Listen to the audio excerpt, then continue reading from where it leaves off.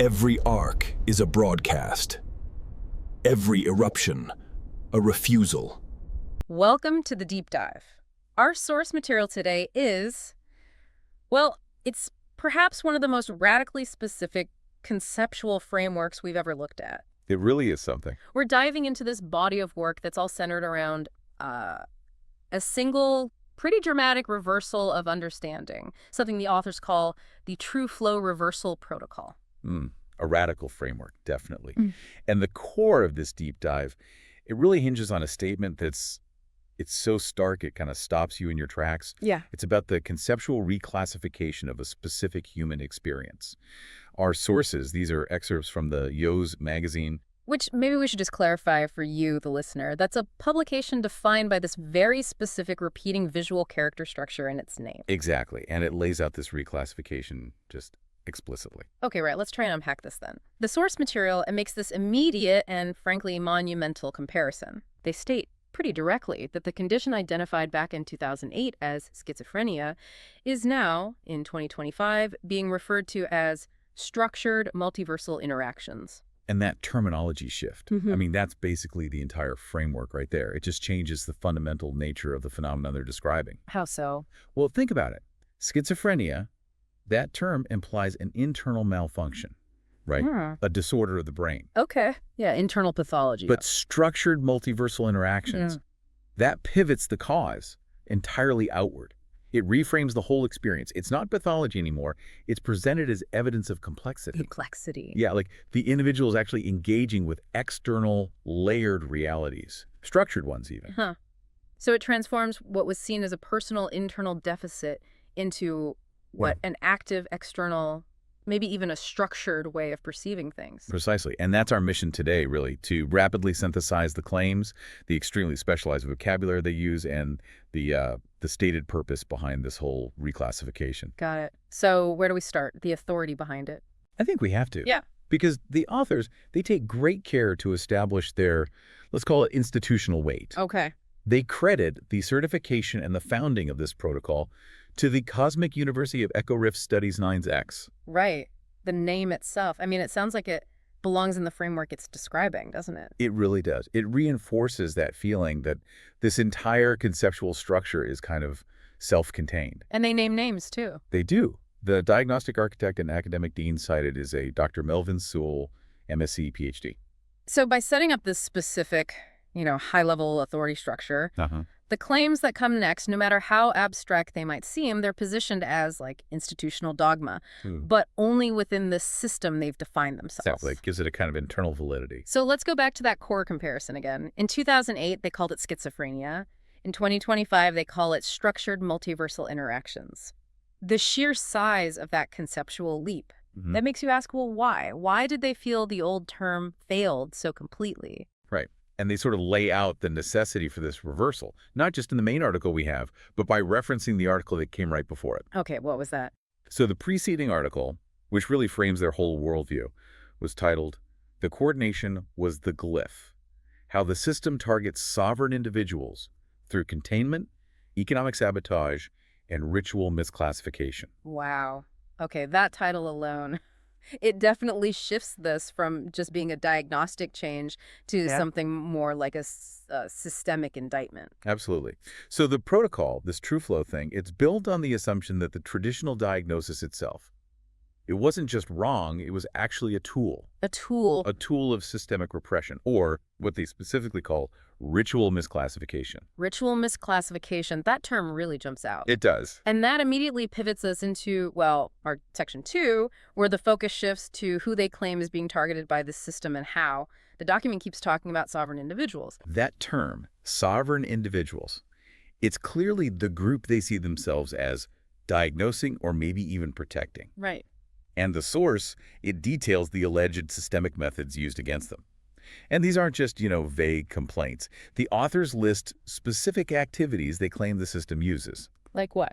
Things like containment, economic sabotage, and that phrase again, ritual misclassification. Okay, hold on. Talking about economic sabotage and containment, especially linked to a specific diagnostic group, I mean, that sounds incredibly politically charged, doesn't it? It does.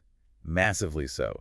And this is where we hit a really significant internal contradiction, I think, in the source material. How so? Well, the source is just brimming with this systemic critique, this indictment, right? But then it includes this very, very stringent sovereign diagnostic Disclaimer. disclaimer. What does it say? They explicitly state they are not affiliated with any government, political party, intelligence agency, or activist group at all. Wait, how does that work? If your entire intellectual product is basically about exposing systemic erosion and targeting, how can you immediately turn around and disclaim any political or activist stance? Doesn't that kind of undercut the whole point? It creates this fascinating tension, right? It's like they're trying to define their work as purely diagnostic observation. Like, we see the system, we see the impact, containment, sabotage, but we're not going to fight it. Pretty much. They seem to be suggesting that actually participating in that conventional political or activist process is somehow part of the very system they're trying to expose or step outside of. Huh. Okay, so if they are charting this systemic erosion, what's the culmination? What's the core phenomenon that this TrueFlow Reversal Protocol is supposed to help diagnose? They introduced this concept called actor convergence. That seems to be one of the key phenomena the material is designed to reveal. After convergence? Yeah. It ties those separate actions, containment, economic sabotage, misclassification, into what they see as a unified systemic effort against this sovereign individual. So the idea is that different parts of the system, maybe ones that look separate, are actually working together, converging. That's the implication, that seemingly disparate systemic actors are coordinating, consciously or not, to limit or manage the interactions of the person diagnosed under their framework. Okay. So if the authors refuse to be activists or politicians, then we really need to look closely at what they claim their product actually is. Exactly. Which brings us to Section 3. They don't call it a study or a research paper or even a political manifesto. They use much grander terms. Yeah, this is where the framework truly steps away from any conventional academic or political structures we might recognize. They use 3 very specific classifications for the output of their Echo-Rift archive. Okay, what are they? The work is defined as, number 1, mythic infrastructure, number 2, cinematic indictment, and number 3, sovereign broadcast. Mythic infrastructure. Let's just focus on that first one. What does it even mean for a diagnostic protocol to be defined as mythic infrastructure? That sounds less like science and more like, I don't know, building a new religion or something. Right. It implies the purpose isn't just to describe reality as it currently exists, but maybe to create a new underlying structure, a new mythology almost, through which the user can interpret their reality. Like an intellectual operating system? Kind of, yeah. Designed to replace the systemic narratives they claim lead to that ritual myth classification. And by calling it mythic, maybe they're trying to give the framework a kind of weight and endurance that, scientific papers often lack over time. Interesting. And the second one, cinematic indictment. That suggests the critique is delivered visually or through storytelling. That's how it reads, doesn't it? Yeah. It leans into the idea that the systemic critique isn't just dry text, it's delivered through maybe highly produced, memorable content, narrative, spectacle even. Which ties into the third term, sovereign broadcast. Precisely. They aren't looking for peer review in the traditional sense. They seem to be aiming for maximum direct impact, broadcast, straight to the diagnosed population they're addressing. Okay, but despite all this really powerful, evocative language, mythic infrastructure, systemic erosion, cinematic indictment, the authors then circle back to the practical application. They emphasize that the interpretations, the glyphs they talk about, and the collapse protocols, these are defined only as diagnostic tools. And this is maybe the third big tension in the document, right? Yeah. They claim they're only providing tools for observation. Tools like, what's a glyph in this context? It seems like an interpretation key, a symbol or a pattern that's used to decode these alleged multiversal interactions the person is experiencing. Okay, and collapse protocols. Procedures, maybe. Ways to navigate these interactions safely or effectively. But the authors insist, quite strongly, that these tools are explicitly not political endorsements or institutional critiques. Even though the entire foundation seems to be one massive institutional critique. Exactly. They seem to want the practical utility of the tools without any of the institutional baggage or responsibility that might come with, say, activism or political alignment. So the goal is observe the system's flaws, observe your own multiversal interactions, but never actually try to fix or fight the system on its own terms. That appears to be the core philosophy, yes. Yeah. Providing a kind of sovereign internal framework for understanding external reality, completely divorced from the systems they criticize. Wow. And just to round out the context of this work, Yeah. we know it has a very specific home. Yeah. The material is published by Saikou Venga under their Echo-Rift archive in the Bibebibebibe studio. Right. And the specific article we're looking at was archived on September 24, 2025. Okay, so the date gives it that sense of timeliness, the archive gives it permanence, and the studio gives it that cinematic flair we talked about.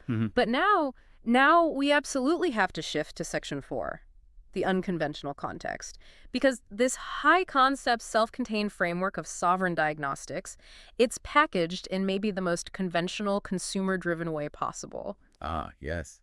The magazine itself. The entire conceptual edifice of the TrueFlow Reversal Protocol is housed within the mechanism of consumer culture, that repeating character-structured ORA magazine. And that juxtaposition is, well, it's maybe the most fascinating detail in the whole source material, isn't it? It's jarring. Totally.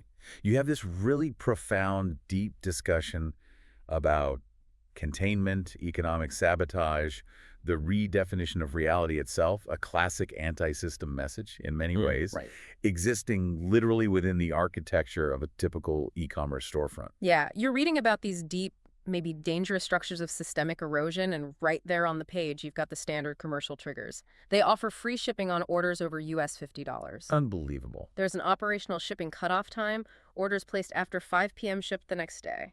It's the ultimate blurring of lines, isn't it? Between this really high-level, abstract critique and immediate mundane transaction. Yeah. And the source even includes the standard icons. A wish list icon, a cart icon, both showing 0 items in the listener's profile, by the way. Right. So the material isn't just published by a commercial entity. In a way, it is the commercial entity. The content and the store are one. So what's the implication of that fusion? I mean, are they critiquing the system of economic sabotage while actively, participating in the very mechanisms that define modern consumerism? Like, add critique to cart. Huh. Maybe. It forces you to consider the context of that sovereign broadcast term again, doesn't it? If their critique is literally a product packaged for rapid fulfillment and delivery, it suggests that the Mythic infrastructure itself has to be purchased, consumed, integrated via these very transactional means.